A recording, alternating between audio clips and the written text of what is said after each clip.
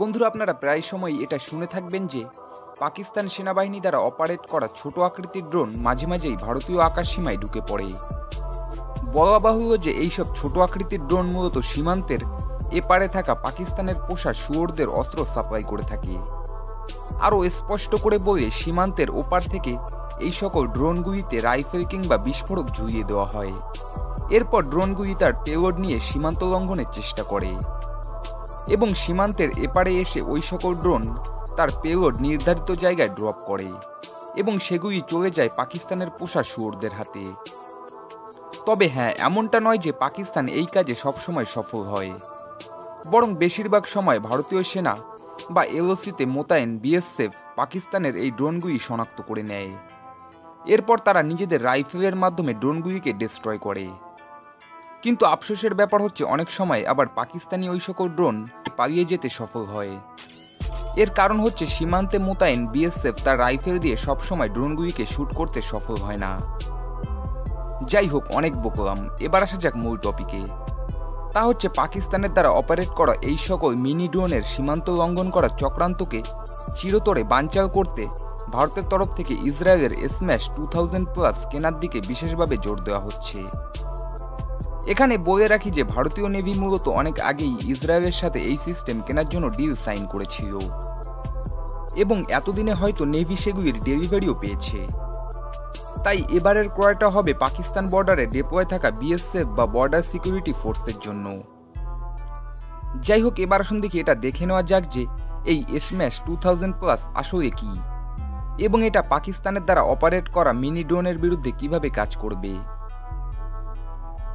তো বন্ধুরা, প্রথমেই বলে রাখি যে স্ম্যাশ 2000+ কোনো সমরাস্ত্র নয়, বরং এটি একটি টার্গেটিং সিস্টেম, যেটিকে মূলত ছোট আকৃতির ড্রোনকে ট্যাকেল করার জন্য ডেভেলপ করা হয়েছে। এবার শুন দেখি এর কাজের ধরনটাকে আরও স্পষ্ট করে বোঝা যাক। তো বন্ধুরা, স্ম্যাশ 2000+ নামক টার্গেটিং সিস্টেমকে মূলত রাইফেলে যুক্ত করা হয়, যেমনটা আপনারা এখন স্ক্রিনে দেখতে পাচ্ছেন।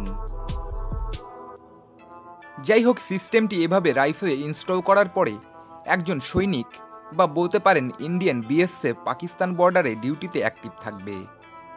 এরপর যখনই কোনো পাকিস্তানি মিনি ড্রোন সীমান্ত লঙ্ঘনের চেষ্টা করবে, তখন সীমান্তে পাহারায় থাকা বিএসএফ শুধুমাত্র তার রাইফেলটিকে উক্ত ড্রোনটির দিকে তাক করে স্ম্যাশ 2000 সিস্টেমে যুক্ত থাকা একটি বিশেষ বাটনে ক্লিক করবে। এরপরেই ঘটবে আসল খেলা। বাটনে ক্লিক করার সাথে সাথে স্ম্যাশ 2000+ সিস্টেম ড্রোনটিকে লক করে নেবে।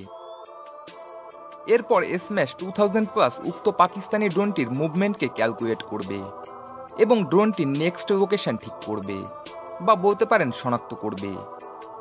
এরপর ড্রোনটি ওই লোকেশনে আসা মাত্রই রাইফেল থেকে অটোমেটিক ফায়ার হয়ে যাবে বুলেট এবং ধ্বংস হবে পাকিস্তানি ড্রোনটি। বলা বাহুল্য যে এই ধরনের সিস্টেম ব্যবহার করে 1 শট ইকুয়াল টু 1 কিল পাওয়ার সম্ভাবনা প্রায় 90% বা তারও বেশি। এখানে আরও একটু বলে রাখি যে ইসরায়েলের তৈরিকৃত এই সিস্টেমটি 120 মিটার এরিয়ার মধ্যে ব্যাপকভাবে কার্যকর একটি সিস্টেম, অর্থাৎ বলতে পারেন এই সিস্টেমের অপারেশনাল রেঞ্জ 120 মিটার। যাই হোক, ভিডিওটি সম্পূর্ণ দেখার পরে আশা করি এটা বুঝতে পেরেছেন যে স্ম্যাশ 2000+ ঠিক কিভাবে কাজ করে, পাশাপাশি এই সিস্টেম দিয়ে ভারত কতটা সফলভাবে পাকিস্তানের মিনি ড্রোনগুলির সীমান্ত লঙ্ঘন ঠেকাতে পারবে। তো বন্ধুরা, আজকের ভিডিওটি এই পর্যন্ত। আশা করছি ভিডিওটি পছন্দ হয়েছে। ভিডিও পছন্দ হয়ে থাকলে অবশ্যই ভিডিওটি আপনার ডিফেন্স প্রেমী বন্ধুদের মাঝে শেয়ার করে তাদেরকে ভিডিওটি দেখার সুযোগ করে দেবেন। শীঘ্রই দেখা হবে সম্পূর্ণ নতুন একটি ভিডিওতে সম্পূর্ণ নতুন টপিকের সাথে। ততক্ষণ সবাই সুস্থ থাকবেন এবং নিজের দেশকে ভালোবাসবেন। জয় হিন্দ।